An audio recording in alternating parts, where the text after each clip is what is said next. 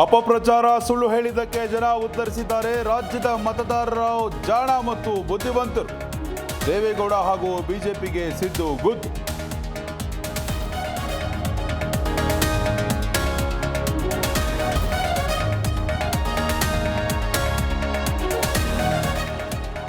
ಸೊಕ್ಕು ಮುರಿಯಬೇಕು, ಕಾಂಗ್ರೆಸ್ ತೆಗಿಬೇಕು ಎಂದಿದ್ರು. ಮಾಜಿ ಪ್ರಧಾನಿ ಆರೋಪ ಮಾಡಿದ್ದು ಬೇಸರವಾಗಿದೆ.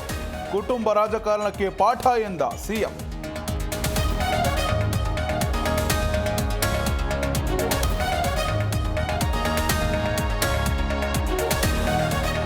ಅಸ್ತಿತ್ವಕ್ಕಾಗಿ ಮಗನನ್ನ ಎಚ್ಡಿಕೆ ಪಣಕ್ಕಿಟ್ಟಿದ್ರು. ನಾನು ಚನ್ನಪಟ್ಟಣ ಗೆಲ್ಲಲು ಸಿಎಂ ಡಿಸಿಎಂ ಕಾರಣ. ಎಚ್ಡಿಕೆ ವಿರುದ್ಧ ಸಿಪಿ ಯೋಗೇಶ್ವರ್ ವಾಗ್ದಾಳಿ.